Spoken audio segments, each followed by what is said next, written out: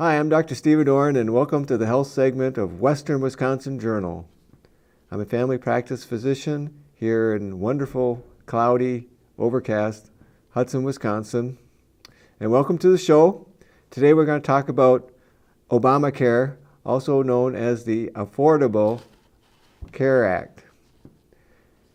Picture this headline: Republican plan to end the Affordable Care Act, Obamacare, backfires. Think about it. Tacking on the Affordable Care Act onto the stopgap budget bill halted the government and hurt the U.S. economy and U.S. business owners and workers. Think of this: when the government shut down, various agencies went down with it. Never mind some of the loss of income to widows of fallen soldiers, like the insurance, they didn't get paid. But things like national parks were shut down. And a place close to my heart is Estes Park, Colorado. I like doing a lot of hiking up there. And earlier this summer, well, actually September, they had a nasty flood there. Wiped out Highway 34, Highway 36 was damaged. There was a river heading right down the middle of the street. Even shut down the national park. And just as they were getting things up and running, and all of a sudden, the stopgap budget was denied. It wasn't voted on. Things weren't funded. And they had to close the national park. Well, think of what this did to the already hurting businesses. Restaurants, no customers. They have to lay off workers. They don't have money to buy things in the local stores. Same thing for stores. They're not getting any money in. Nobody's buying things. And there's less tax revenue. So everything just trickles down because they just shut the parks. The state of Colorado was smart enough to open up and pay their own money to the national park workers so they go back to work during the government shutdown. And that was smart because then they get the economy going again in the town. So this is how our federal government hurt us, hurt our economy, when our economy is just slowly getting better. The gross national product, 2%, whatever. I think that this is just a travesty. By halting the U.S. government, we almost stopped paying our debts, making our credibility deteriorate in the eyes of the rest of the world. You remember Greece? We kind of look like Greece. They couldn't pay their debts. We have enough problems with Worldwide Trust since they found out we tapped their phones. Enough said. I predict that the Republican budget shenanigans will hurt them in the upcoming elections. This type of resistance to carry on the government has hurt them in the past, in past elections. The lack of knowledge and fear of something new is causing consternation among many U.S. citizens. For instance, people don't really understand the Affordable Care Act. They don't understand Obamacare. Small business owner on the radio says, I cannot afford health insurance for my small business workers. Somebody calls in and says, how many workers you got? He says, I got 10 workers. And the person will say, well, that's not included. You are not responsible in that small of a business to pay for insurance. The people that work for you can go out and get their own insurance. You need 50 employees, which is a medium business, in order to be responsible for help paying for health insurance for your workers.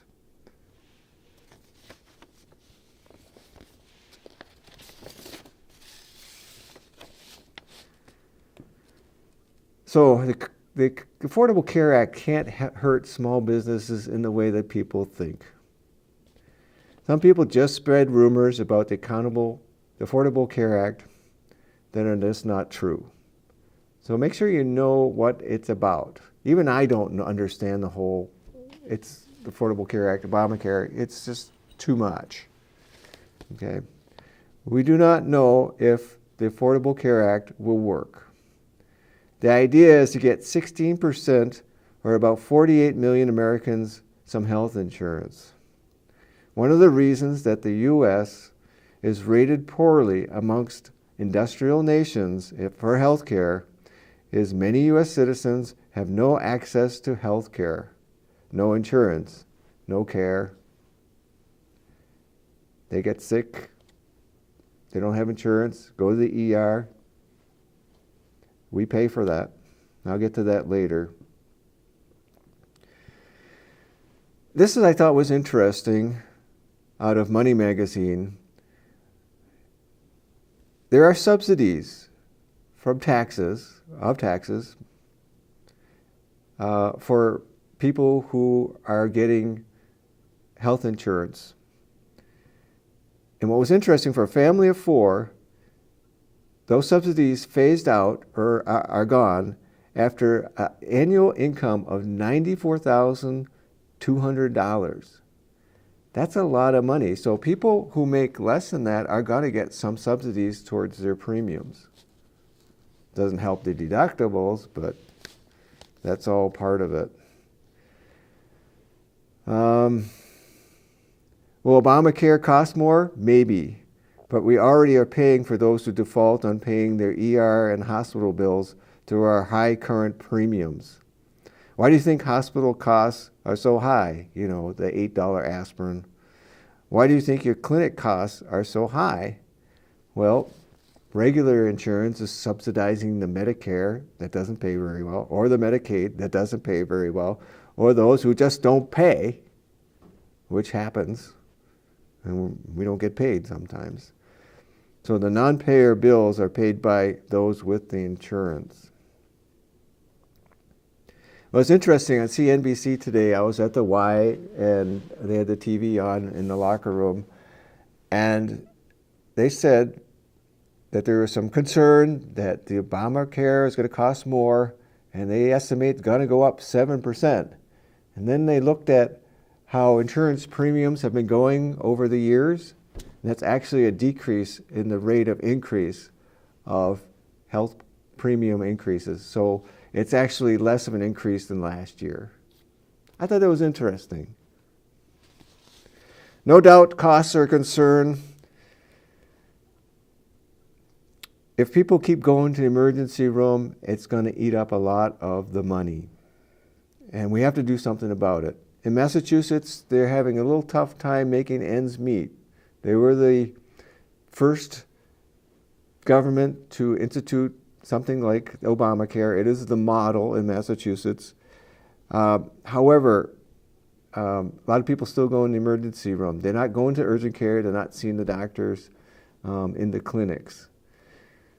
One of my concerns is that if people keep going to the ER and not go to see a doctor, then it may be just too expensive. Everything might go down the tubes. So what we got to do is convince people to get into the clinic early before they get too sick. For instance, you got diabetes, and you don't take good control, you're not managing it, you don't see a doctor, and all of a sudden you get really sick. You end up, and your blood sugar in the emergency room is 600. You end up in the hospital overnight. That's pretty costly. If you had made a doctor's visit 2 weeks before, maybe you could have avoided that. And doctor's visits are a lot cheaper than hospital and emergency room visits. There's also concern that with insurance, patients will visit the doctor more often, and make an appointment within a reasonable time will be difficult. But with co-pays and deductibles, we may not see much of an increase in that type of scheduling.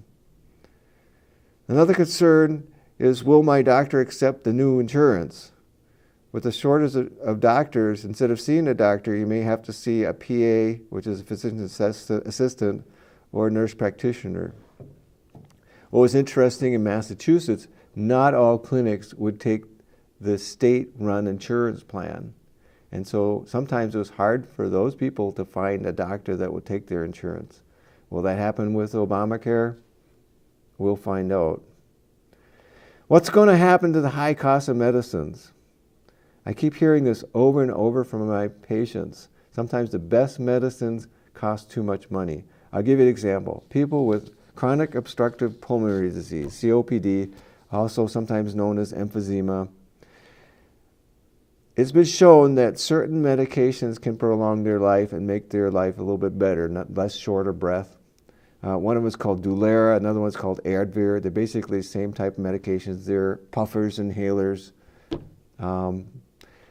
And I had a patient who I put on that earlier this week, got a phone call. One inhaler cost $250. $250. And I tried to get him the cheaper one. He couldn't afford that. I had to give him a medicine that was less effective and still pretty pricey. So hopefully with Obamacare, we can get control of cost of medications. I'm not sure how that's going to happen.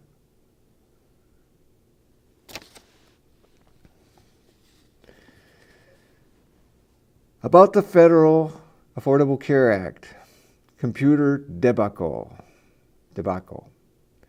As you know, on October 1st, the government was all excited to say, okay, you can go online October 1st and you could start applying for your health insurance. And it should kick in January 1st. Well, it didn't happen. Basically, the computer system didn't work. People couldn't log on. And there's a few reasons for that. But anyone who owns a computer, works with computers, realizes that when you put new software in, it doesn't always work so well. And it takes time to learn how to do it. The IT people for the government knew that the system was not ready and was not well tested before the opening. Last-minute changes to the programming did not help the computer debacle. Maybe not so much of a promotion of the opening of the website would have been in order. Maybe even a delay in the opening would be advisable. I struggle with my computer at work every day. It's always something different that comes up. The computers are more complicated than you could imagine. When I asked our IT person about computers crashing, his explanation totally lost me. It had to do with computers talking to each other and needing names that often change. And they have to know who's changing which computer names. It's very confusing. Since the Republicans made fools of themselves by shutting down the government, they were happy to distract bad sentiment by criticizing the computer failure. But this is what they should do with the Affordable Care Act, or Obamacare. Don't attack it as a whole, but criticize its parts when they fail so they can be fixed. Give suggestions. What can we do different? Just don't fight the whole thing. Nothing gets done then. The Democrats realized this too, and they were critical of the opening computer glitches as well. Finally, something the two parties agreed on. I just added this on today, but the Minneapolis Star-Tribune, there's an article about rural areas like Rochester, Minnesota, having higher premiums than the Twin Cities area. A 40-year-old non-smoker premium in the Twin Cities would pay $154 per month, while a similar option in Rochester would cost $326 a month, over twice as much. There's certain reasons that geographical location is going to determine your premiums. Mayo Clinic is the only provider in town and is expensive. Okay? Lack of competition of health insurance companies is a big problem. There's not as many options are available rurally. For instance, they were talking about up north near the Iron Range, there's a lot of union workers. Union workers get good health insurance usually, and the clinics up there charge more, and there must be a relation there. And so a lot of insurance companies are not willing to insure people up north in northern Minnesota. And that's because it costs them too much. And so you might get one insurance with a very high premium. This is a problem. It needs to be fixed. Now in Wisconsin, we don't even have a state-run or insurance pool. So we have to use the federal pool.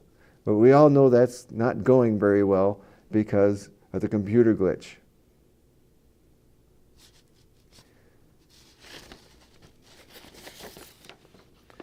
It looks like Obamacare is here to stay. It has some good parts, like my ability to health insure my daughter when she is 26, or until she's 26. She goes off when she's 26. This keeps her from having to pay out health insurance when she's trying to get herself together as a young person. Also, people with pre-existing conditions cannot be denied coverage. Today I had a patient who was denied health coverage for the diagnoses of diabetes and back pain, both of which had resolved. He was a success story with a 40-pound weight loss. And I'm starting to see people get more serious about losing weight, and it's just doing wonderful things to their blood pressure, cholesterol, diabetes. So keep up the good work. Even though this patient was better, he was denied because he had a history of diabetes and back pain.